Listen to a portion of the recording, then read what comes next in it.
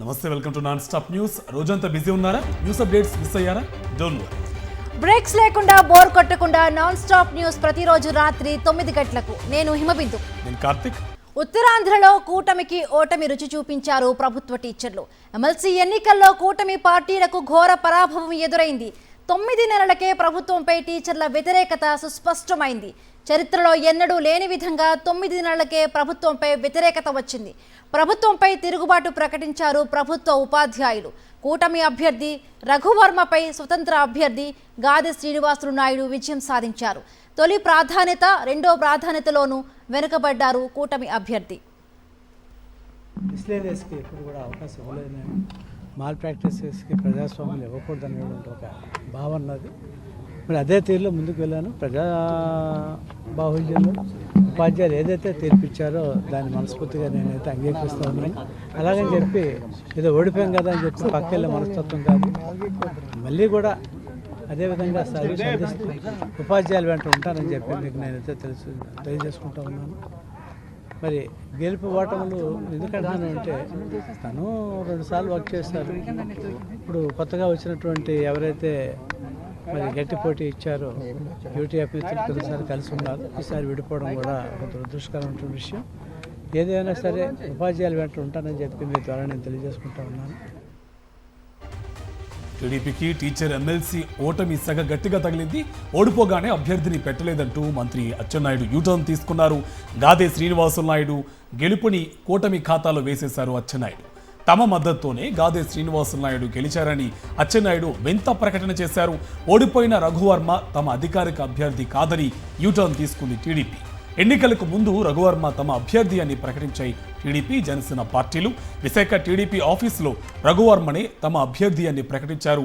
TDP AP అధ్యక్షుడు Palla Srinivas Raghu Varma nomination కార్యక్రమంలో కూడా పాల్గొన్నారు. టీడీపీ ఎమ్మెల్సీ చిరంజీవులు.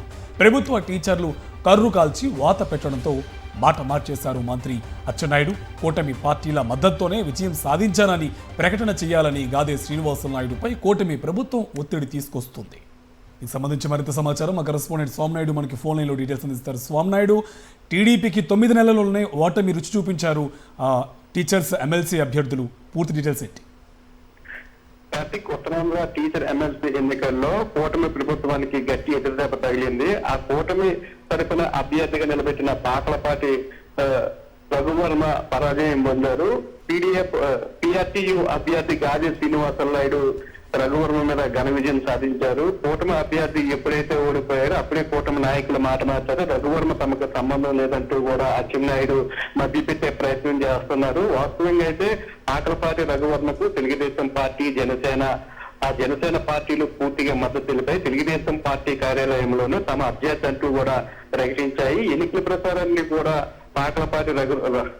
పాకలపాటి రఘువర్మ తరఫున కూటమికి సంబంధించిన ఎమ్మెల్యేలు కలిసి ప్రచారం చేశారు. అలాగే ప్రత్యేకంగా అబ్జర్వర్లను కూడా వేశారు. ప్రతిరోజు టెలికాన్ఫరెన్స్ కూడా నిర్వహించేవారు. టీచర్ ఎమ్మెల్సీ ఎన్నికల్లో ఖచ్చితంగా పాకలపాటి రఘువర్మను గెలిపించాలని చెప్పి చంద్రబాబు నాయుడు నుంచి కానీ, లోకేష్ నుంచి కానీ, పవన్ కళ్యాణ్ నుంచి కానీ ఆదేశాలు అందాయి. ఈ మేరకు ఎన్నికల్లో తమ అభ్యర్థి పాకలపాటి రఘువర్మేనంటూ కూడా ఎన్నికలకు ముందు వరకు కూడా గట్టిగా ప్రచారం చేశారు. ఎప్పుడైతే ఈ ఎన్నికల్లో టీచర్లు కూటమి పార్టీలకు తగిన బుద్ధి చెప్పారు, వెంటనే మంత్రి అచ్చెన్నాయుడుతో పాటు పల్లా శ్రీనివాస్ మిగతా నేతలు కూడా పాకలపాటి రఘువర్మ తమ పార్టీకి సంబంధించిన అభ్యర్థి కాదంటూ కూడా ప్రజలను మభ్యపెట్టే ప్రయత్నం చేస్తున్నారు. అయితే కూటమి నాయకులు ఎన్ని విధాలుగా ప్రజలను మభ్యపెట్టినప్పటికీ కూడా వారు తెలుగుదేశం పార్టీ కార్యాలయంలోనే రఘువర్మ తమ పార్టీకి, తమ కూటమి తరఫున అభ్యర్థిగా నిలబెడుతున్నామని ప్రకటించారు. అంతేకాకుండా రఘువర్మ నామినేషన్ కార్యక్రమంలో కూడా కూటమికి సంబంధించిన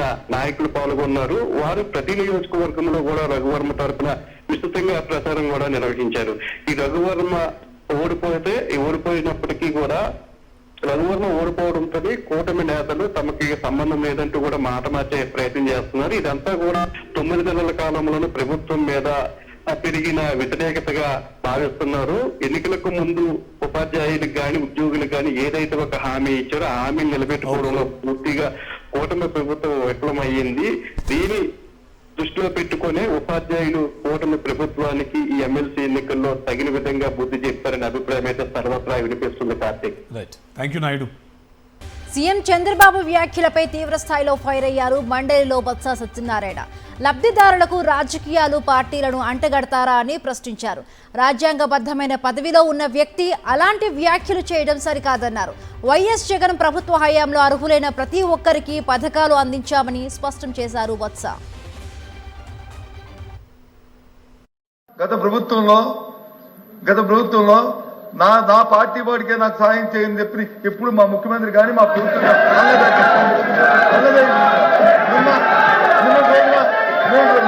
సాక్షాత్తు రాజ్యాంగ పదవి ముఖ్యమంత్రి గారు మాటలు తీసుకుంటే సిగ్గుపడాలి అధ్యక్ష, సిగ్గుపడాలి. ఈ వ్యవస్థ సిగ్గుపడాలి అధ్యక్ష. లబ్ధిదారుడికి వచ్చి పార్టీ అంట కడతారు అధ్యక్ష, లబ్ధిదారుడికి పార్టీ అంట కడతారు అధ్యక్ష. ఎవరైతే అర్హులున్నారో అర్హులైన వారికి వచ్చి ప్రతి కార్యక్రమం అందించి ఏర్పాటుని చూడవలసిన బాధ్యత రాజ్యాంగబద్ధంగా ప్రమాణ స్వీకారం చేయవచ్చాం. రాజకీయాలకు అతీతంగా పార్టీలకు అతీతంగా మేము వచ్చి కార్యక్రమం చేస్తాం వచ్చిన వ్యక్తులు ఇవాళ వచ్చి సభలో వచ్చి ప్రైవేటు తాలూకా పార్టీ మీటింగ్ లో వచ్చి ఎవరికి చేతులను వైరల్ అవుతుంటే దాని మీద వివరణ ఇవ్వాల్సిన ముఖ్యమంత్రి కార్యాలయం వివరణ ఇవ్వాల్సిన అవసరం లేదా అధ్యక్ష? ఆ మంత్రిగారిని రిక్వెస్ట్ చేస్తాను ఇప్పుడైనా సరే చెప్పండి, ఈ లబ్ధిదారు దగ్గర రాజకీయాలు ఉండకూడదని చెప్పండి. ఎప్పుడో కార్యక్రమం చేయాలి అధ్యక్ష? ఇదేమైనా సొంత ఆస్తి అధ్యక్ష? ఇదేమైనా వాళ్ళ సొంత ఆస్త? ప్రజల పనులతో మనం ప్రభుత్వం నడుపుతున్నాం, ప్రభుత్వాలుగా సంపత్తులు ప్రభుత్వం నడుపుతున్నాం. ఈ కార్యక్రమం ఏ రకంగా మాడతారు అధ్యక్ష? ముఖ్యమంత్రి గారు ఏ రకంగా మీరు చెప్తారు అధ్యక్ష? మళ్ళీ దానికి వచ్చి ఒత్తాసు పలుకుతూ మీరు చెప్తున్నారు అధ్యక్ష. మా ప్రభుత్వంలో గత 5 సంవత్సరాల్లో రాగద్వేషానికి అతీతంగా పార్టీలకు అతీతంగా ఎవరైతే అర్హులున్నారో లబ్ధాడు అర్హుడైన ప్రతి వారికి సాయం చేశాం అధ్యక్ష. ఢిల్లీలో కేంద్ర మంత్రి సిఆర్ పాటిల్తో సీఎం రేవంత్, మంత్రి ఉత్తమ్ భేటయ్యారు. కృష్ణా జలాల్లో తెలంగాణ వాటా ప్రాజెక్టులపై చర్చించారు. గోదావరి జలాలను మూసీకి అనుసంధానించాలని ఇటీవలే ప్రధాని మోదీని కోరామన్నారు సీఎం రేవంత్. తెలంగాణ ప్రాజెక్టులపై ఏపీ ఎందుకు అభ్యంతరం చెబుతోందన్నారు. గోదావరి జలాలపై ప్రాజెక్టులకు అనుమతి ఇవ్వాలంటే నికర జలాల ప్రాజెక్టుల లెక్క తేల్చాల్సిందేనన్నారు సీఎం రేవంత్. సంబంధించి ప్రధానంగా చర్చించడం జరిగింది. నీటి కేటాయింపులు, నీటి వినియోగం మీద వస్తున్న సమస్యలు, జరుగుతున్న చర్చల మీదనే ప్రధానంగా వారి దృష్టికి తీసుకురావడం జరిగింది.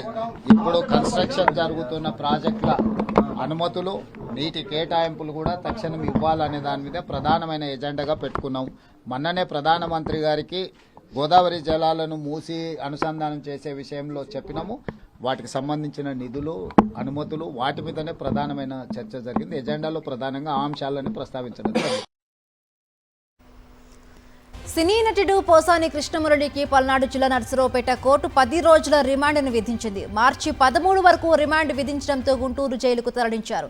రాష్ట్ర వ్యాప్తంగా ఇప్పటికే పోసానిపై 17 కేసులు నమోదయ్యాయి. ఇటీవల అరెస్ట్ అయి ప్రస్తుతం అన్నమయ్య జిల్లా రాజంపేట జైలులో ఉన్న పోసానిని పీటీ వారెంట్తో పల్నాడు జిల్లా నర్సరావుపేట 2 టౌన్ పిఎస్లో 153, 504, 67 సెక్షన్ల కింద కేసు నమోదు చేశారు. నర్సరావుపేట పోలీసులకు అప్పగించే ముందు పోసానికి వైద్య పరీక్షలు నిర్వహించారు. పోసాని కృష్ణమురళిని కూటమి సర్కార్ వేధింపులకు గురి చేస్తుందన్నారు మాజీ మంత్రి అంబటి రాంబాబు. పోసానివి అనుచిత వ్యాఖ్యలైతే పవన్ కళ్యాణ్, లోకేష్, అయ్యన్న పాత్రుడు, పట్టాభి చేసిన వ్యాఖ్యలను ఏమంటారని ప్రశ్నించారు. పోసానికి వైఎస్ఆర్సీపీ అండగా ఉంటుందన్నారు అంబటి. పోసాని కృష్ణమురళి గారు బూతులు తిట్టాడు అంటున్నారు కదా, చింతకాయల అయ్యన్న పాత్రుడు గారి కన్నా ఎక్కువ బూతులు తిట్టాడా? ప్లీజ్ చెప్పండి. లేదు పట్టాభి కన్నా ఎక్కువ బూతులు తిట్టాడా? చెప్పండి. లేదా పవన్ కళ్యాణ్ గారు ఉప ముఖ్యమంత్రి గారు ఉన్నారే, నా కొడకల్లారా అని చెప్పి చెప్పులు చూపించాడే, ఆయన కన్నా ఎక్కువ బూతులు తిట్టారా? చంద్రబాబు నాయుడు గారు కొన్ని సందర్భాల్లో మాట్లాడారు, లోకేష్ గారు కూడా కొన్ని సందర్భాల్లో మాట్లాడారు. వాళ్ళందరికన్నా ఎక్కువ బూతులు తిట్టాడో చెప్పని అడుగుతా ఉన్నా. ఈ చెప్పే వాళ్ళందరినీ కూడా అనుచిత వ్యాఖ్యలు చేస్తే ఇప్పుడు గుర్తొచ్చింది, వాళ్ళ ప్రభుత్వం వచ్చేదాకా గుర్తురాలా అంటే దాని అర్థం ఏంటి? ఇవాళ ఎవరైనా అనుచిత వ్యాఖ్యలు చేస్తే మళ్ళా మా ప్రభుత్వం వస్తే తీసుకొని లోపలేమైనా సందేశం ఇస్తుంది? మీరు చాలా దుర్మార్గమైనటువంటి రాజకీయాలు చేస్తున్నారు, చీకటి రాజకీయాలు చేస్తున్నారు. రాత్రిపూట అరెస్ట్ చేస్తారు, రాత్రిపూట కోర్టులో ప్రొడ్యూస్ చేస్తారు, కోర్టులో రాత్రిపూట ప్రొడ్యూస్ చేస్తారు, మళ్ళీ సబ్ జైలుకి రాత్రిపూట తీసుకెళ్తారు. అంత చీకటిగా పగలెవరు చూడకోకుండా ఉండే విధంగా ఈ రకంగా కుట్రపూరితంగా పాపం వ్యవహరిస్తున్నారు. దురదృష్టవశాత్తు పోసాని కృష్ణమురళి గారిని పాపం ఆయన ఇక రాజకీయాల నుంచి తప్పుకొని భయపడిపోయి విలవిల్లాడిపోతున్న దశలో నువ్వు భయపడినా సరే మేము వదిలిపెట్టాం, నీ చొక్కా బట్టుకు తీసుకొస్తాం అని ఇలాంటి కార్యక్రమాలు చేస్తున్నారు. మీ అందరికీ తెలుసు. పిల్లిని గదిలో పెట్టి కొడితే ఏమైంది? తిరగబడక తప్పదు కదా. పోసాని మురళీ గారి పరిస్థితి కూడా అదే అవుతుంది. ఇవాళ పోసాని మురళీ గారికి మేము అండదండలుగా ఉన్నాం వైఎస్ఆర్ కాంగ్రెస్ పార్టీ. నల్గొండ టీచర్ ఎమ్మెల్సీగా శ్రీపాల్ రెడ్డి విజయం సాధించారు. యూటీఎఫ్ అభ్యర్థి నర్సిరెడ్డిపై పీఆర్టీయూ అభ్యర్థి శ్రీపాల్ రెడ్డి గెలిచారు. ఉపాధ్యాయుల సమస్యలను పరిష్కరిస్తారన్నారు. విద్యారంగాన్ని పటిష్టం చేసేందుకు కృషి చేస్తారని తెలిపారు. అభ్యర్థుల ఎలిమినేషన్ ప్రక్రియ పూర్తయింది. మరి ఇంకా ఫైనల్ రిజల్ట్ ప్రకటించాల్సి ఉంది. మరి ఏదేమైనా ఇవాళ ఉపాధ్యాయులు ఇచ్చినటువంటి తీర్పు అత్యంత విలువైనదిగా నేను భావిస్తా ఉన్నా. మరి ఇది ఉపాధ్యాయుల విజయం. పూర్తిగా ఉపాధ్యాయుల ఆత్మగౌరవాన్ని ఇవాళ ఈ విజయం చూపిస్తా ఉన్నది.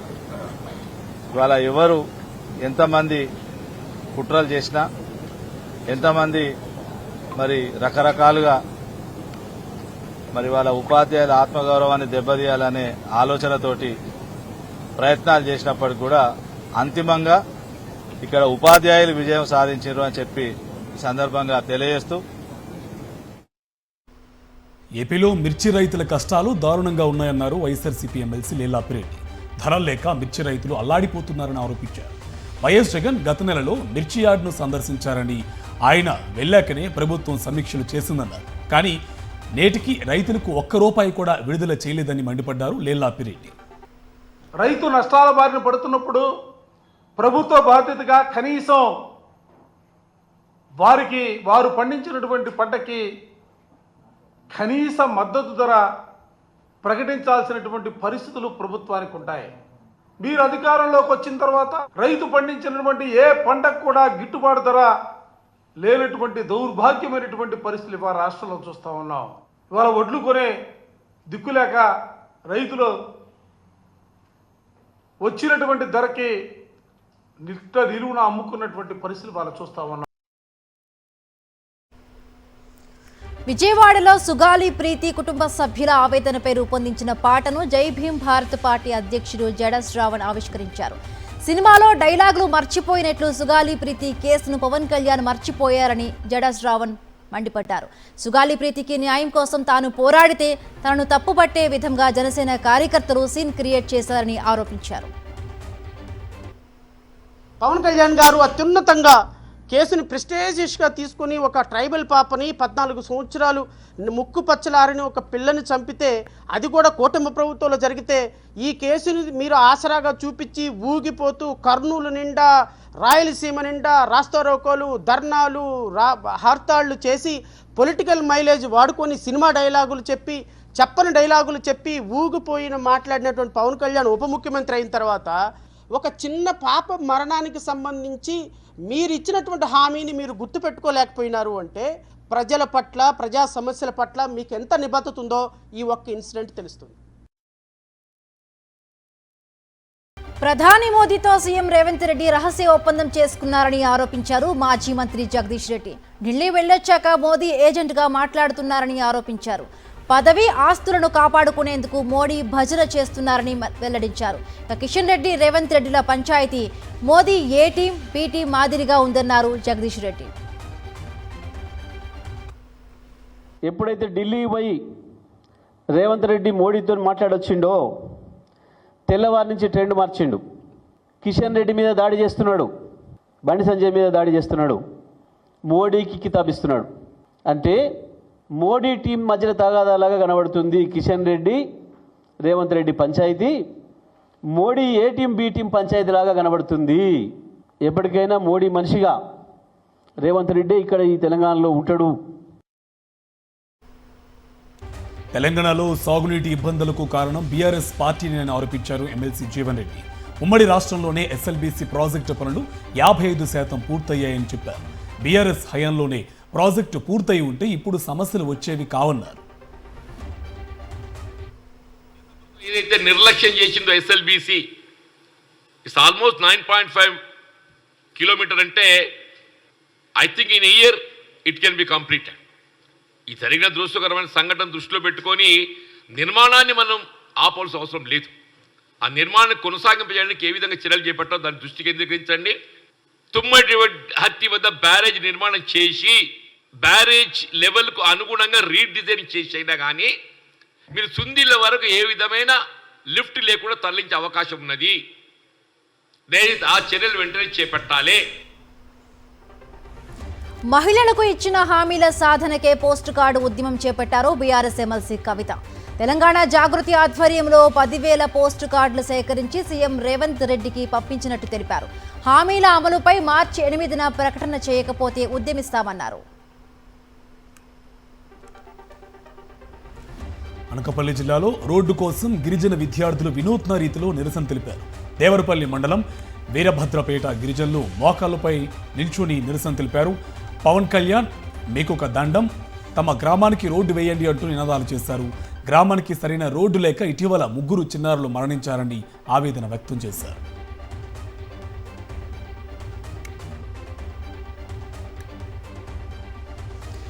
ఏపీలోని కూటమి ప్రభుత్వం విశాఖ పర్యాటకానికి శాపంగా పరిణమించింది. ప్రభుత్వ నిర్లక్ష్యం కారణంగా బ్లూ ఫ్లాగ్ హోదా కోల్పోయింది రుషికొండ బీచ్.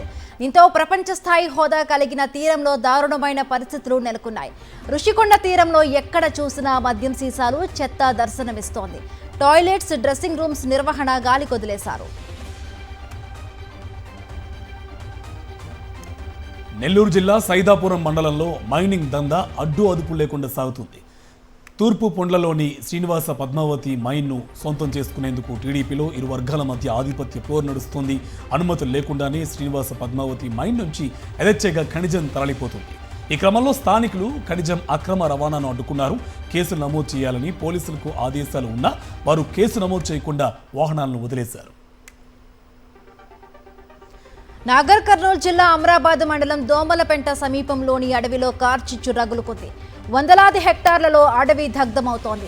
వన్యప్రాణులు, చెట్లు కాలి బూడిదవుతున్నాయి. అటవీ అగ్నిమాపక శాఖ అధికారులు సంఘటనా స్థలానికి చేరుకొని మంటలు అదుపు చేసే ప్రయత్నం చేస్తున్నారు. నేషనల్ న్యూస్ చూద్దాం. ప్రపంచ వన్యప్రాణుల దినోత్సవం సందర్భంగా జంగిల్ సఫారీ చేశారు ప్రధాని మోదీ. గుజరాత్లోని గిర్ అడవుల్లో సఫారీ చేస్తూ ఆసియాటిక్ సింహాలను కెమెరాలలో బంధించారు. దీనికి సంబంధించిన ఫోటోలు సోషల్ మీడియాలో వైరల్ అవుతున్నాయి. లోక్సభ నియోజకవర్గాల పునర్విభజన విషయంలో కేంద్రంపై యుద్ధం ప్రకటించిన తమిళనాడు ముఖ్యమంత్రి ఎన్కే స్టాలిన్ మరోసారి ఆసక్తికర వ్యాఖ్యలు చేశారు. డీలిమిటేషన్తో నష్టం జరగకుండా ఉండాలంటే కొత్తగా పెళ్లైన జంటలు అత్యవసరంగా పిల్లల్ని కనాలని కోరారు. నాగపట్నంలో ఓ కార్యక్రమంలో మాట్లాడిన స్టాలిన్ ఈ అంశాన్ని ప్రస్తావించారు. నవ దంపతులు సంతానం విషయంలో కొంత సమయం తీసుకోవాలని గతంలో తానే చెప్పానని, ఇప్పుడు ఆ పరిస్థితులు మారాయని వ్యాఖ్యానించారు. కర్ణాటకలో ముఖ్యమంత్రి మార్పుపై మళ్లీ వార్తలు జోరెత్తుకున్నాయి. డిప్యూటీ సీఎం డీకే శివకుమార్ కు మద్దతుగా సీనియర్ నేత వీరప్ప మొయిలీ చేసిన వ్యాఖ్యలు కన్నడ కాంగ్రెస్ లో కలకలం రేపాయి. ఉడిపిలో ఓ కార్యక్రమంలో పాల్గొన్న మొయిలీ డీకే ముఖ్యమంత్రి కాకుండా ఎవ్వరూ ఆపలేరన్నారు. నేడో రేపో అది జరిగి తీరాల్సిందేనని వ్యాఖ్యానించారు. కాంగ్రెస్ ఎమ్మెల్యే బసవరాజ్ శివగంగా అయితే డిసెంబర్ నాటికి డీకే శివకుమార్ సీఎం పదవి చేపట్టడం ఖాయమనేశారు. దీంతో కర్ణాటక కాంగ్రెస్ లో హాట్ సీట్ వ్యవహారం మరొకసారి చర్చనీయాంశంగా మారింది. బీజేపీ చెబుతున్నట్టు డీకే మరొక షిండే అవుతారా అనే చర్చ నడుస్తోంది. మేనల్లుడు ఆకాశ్ ఆనంద్కు మరో భారీ షాక్ ఇచ్చారు. బీఎస్పీ అధినేత్రి మాయావతి పార్టీ నుంచి బహిష్కరించారు. మామ అశోక్ సిద్ధార్థ్ బాటలో ఆకాశ్ ఆనంద్ నడుస్తున్నాడని షోకాజ్ నోటీసులకు ఇచ్చిన సమాధానంలో ఈ విషయం స్పష్టంగా అర్థమవుతుందన్నారు మాయావతి. ఆకాష్ ఇచ్చిన సమాధానం స్వార్థపూరితంగా, అహంకారపూరితంగా ఉందని పేర్కొన్నారు. బీఎస్పీని చీల్చాలని ప్రయత్నిస్తున్నారంటూ గత వారమే అశోక్ సిద్ధార్థ్ను పార్టీ నుంచి బహిష్కరించారు మాయావతి. టీమిండియా కెప్టెన్ రోహిత్ శర్మపై కాంగ్రెస్ అధికార ప్రతినిధి సామా మహమ్మద్ కామెంట్స్ వివాదాస్పదంగా మారాయి. Star batter Rohit Sharma fit గా లేడంటూ ఎక్స్ లో పోస్ట్ చేశారు సామా. గత కెప్టెన్లతో పోలిస్తే అత్యంత ఆకట్టుకోని సారథి ఇతడేనని రాసుకొచ్చారు. ఛాంపియన్స్ ట్రోఫీలో భాగంగా న్యూజిలాండ్తో జరిగిన మ్యాచ్లో రోహిత్ శర్మ 15 రన్స్కి అవుట్ అయిన నేపథ్యంలో సామా మహమ్మద్ ఈ పోస్ట్ చేశారు. ఇది కాస్త వైరల్గా మారి తీవ్ర దుమారం రేపింది. కాంగ్రెస్ అధికార ప్రతినిధి అనుచిత వ్యాఖ్యలపై నెటిజన్లు తీవ్ర ఆగ్రహం వ్యక్తం చేశారు. దీంతో ఆయన తన పోస్ట్ను డిలీట్ చేశారు Sama Mohammed. ECB special court ఆదేశాలపై బాంబే హైకోర్టును ఆశ్రయించారు.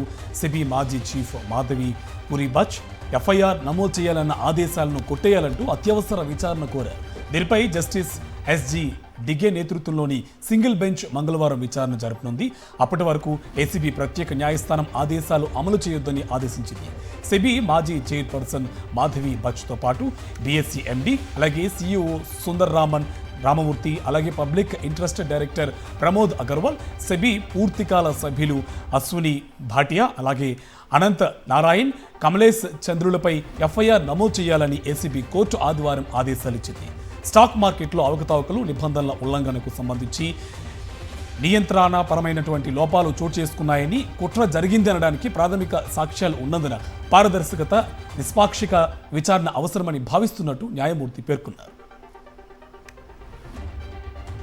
వైట్ హౌస్ ఓవల్ ఆఫీస్లో అమెరికా అధ్యక్షుడు డొనాల్డ్ ట్రంప్తో వాగ్వాదం ప్రపంచవ్యాప్తంగా చర్చనీయాంశమైన వేళ ఉక్రెయిన్ అధినేత జెలెన్స్కీ కీలక వ్యాఖ్యలు చేశారు. అగ్రరాజ్యంతో ఖనిజాల డీల్కు తాను సిద్ధమేనన్నారు. అమెరికాకు ఉక్రెయిన్ ప్రజలు ఎప్పుడూ రుణపడి ఉంటారని తెలిపారు. ఉక్రెయిన్ రష్యా యుద్ధం ముగింపుపై చర్చించేందుకు ఆదివారం లండన్లో ఐరోపా దేశాధినేతల సమావేశం జరిగింది. ఇందులో జెలెన్స్కీ పాల్గొన్నారు. అనంతరం సోషల్ మీడియాలో ఓ వీడియో సందేశం విడుదల చేశారు. అమెరికాతో సత్సంబంధాలను కాపాడుకోగలమని ఆశాభావం వ్యక్తం చేశారు. నిర్మాణాత్మక సంభాషణ కోసం అధ్యక్షుడు ట్రంప్ ఆహ్వానిస్తే మరొకసారి భేటీకి వెళతారని తెలిపారు. సుదీర్ఘ యుద్ధం కాదు, ఉక్రెయిన్కు శాంతి కావాలని, అందుకే భద్రతా హామీలు ముఖ్యమని చెబుతున్నామన్నారు జెలెన్స్కీ. క్రిప్టో మార్కెట్లో మరోసారి జోష్ నింపారు అమెరికా అధ్యక్షుడు డొనాల్డ్ ట్రంప్. ఆయన చేసిన ఒక్క ప్రకటన మార్కెట్లోకి $300 బిలియన్ ఆకర్షించింది. 5 క్రిప్టో కరెన్సీలను అమెరికా వ్యూహాత్మక రిజర్వులుగా ఉంచాలనుకుంటున్నట్లు ఆదివారం రాత్రి సోషల్ మీడియా వేదికగా ప్రకటించారు ట్రంప్. ఇందులో XRP, అలాగే SOL, ADAలతో పాటు బిట్కాయిన్, ఎథర్ను కూడా చేర్చాలని పోస్ట్ పెట్టారు. ఈ ప్రకటన వెలువడిన వెంటనే 5 క్రిప్టో కరెన్సీల విలువ దూసుకువెళ్ళింది. XRP, అలాగే SOL, ADA విలువ 62% పెరగ్గా బిట్కాయిన్, ఎథర్ విలువ 10% పైగా ఎగబాకింది. వాస్తవానికి బిట్కాయిన్ ఫిబ్రవరి నెలలో కొంత విలువ కోల్పోయింది. ట్రంప్ ప్రకటనతో ఒక్కసారిగా పుంజుకుంది. దేశీయ స్టాక్ మార్కెట్లు మరొకసారి నష్టాల్లో ముగిశాయి. రోజంతా ఒడిదుడుకులు ఎదుర్కొన్న సూచీలు స్వల్ప నష్టాలతో ట్రేడింగ్ను ముగించాయి. సెన్సెక్స్ చివరికి 112.16 పాయింట్ల నష్టంతో 73,086 వద్ద ముగిసింది. నిఫ్టీ 5.40 పాయింట్లు నష్టపోయి 22,119 వద్ద స్థిరపడింది. సెన్సెక్స్ 30 ఇండెక్స్ లోరియన్స్, Bajaj Finserv, HDFC bank, Adani ports, Maruti Suzuki షేర్లు ప్రధానంగా నష్టపోయాయి. UltraTech cement, Bharti Airtel, NTPC, Infosys, Bajaj finance షేర్లు లాభపడ్డాయి. IT, metal, auto, pharma, realty, health care రంగాల షేర్లలో కొనుగోళ్లు మద్దతు కనిపించగా బ్యాంకింగ్, ఆయిల్ అండ్ గ్యాస్ షేర్ల అమ్మకాలు ఒత్తిడి ఎదుర్కొన్నాయి. డాలర్తో రూపాయి మారకం విలువ 2 పైసలు బలపడి 87.35 వద్ద ముగిసింది. మొన్నటి వరకు పెరుగుతూ పోయిన బంగారం ధరలు 2 రోజులుగా స్థిరంగా ఉన్నాయి. ఇవాళ గోల్డ్ రేట్స్లో ఎలాంటి మార్పు లేదు. హైదరాబాద్ మార్కెట్లో 22 క్యారెట్ల 10 గ్రాముల బంగారం ధర 79,400గా ఉండగా 24 క్యారెట్ల 10 గ్రాముల బంగారం ధర 86,620గా ఉంది. కేజీ వెండి ధర 1,05,000గా ఉంది. అయితే రానున్న రోజుల్లో బంగారం ధరలు పెరిగే అవకాశం ఉందని నిపుణులు అంచనా వేస్తున్నారు. స్పోర్ట్స్ న్యూస్ చూద్దాం. టీమిండియా కెప్టెన్ రోహిత్ శర్మ లావుగా ఉన్నారంటూ కాంగ్రెస్ నేత షమా మహమ్మద్ చేసిన వ్యాఖ్యలు తీవ్ర దుమారం రేపుతున్నాయి. ఈ వ్యాఖ్యలపై బీసీసీఐ ఘాటుగా స్పందించింది. పబ్లిసిటీ కోసం ఇలాంటి చౌకబారు వ్యాఖ్యలు చేయడం సరికాదని హెచ్చరించింది. ఆటగాళ్లు అద్భుతంగా ఆడుతున్నారని వెల్లడించింది. ఇలాంటి వ్యాఖ్యలు జట్టు ప్రదర్శనపై ప్రతికూల ప్రభావం చూపుతాయని వ్యాఖ్యానించింది. ప్లేయర్లపై బాడీ షేమింగ్ లాంటి వ్యాఖ్యలు మానుకోవాలని హితవు పలికింది బీసీసీఐ. ఇవి నాన్ స్టాప్ న్యూస్ డీటెయిల్స్.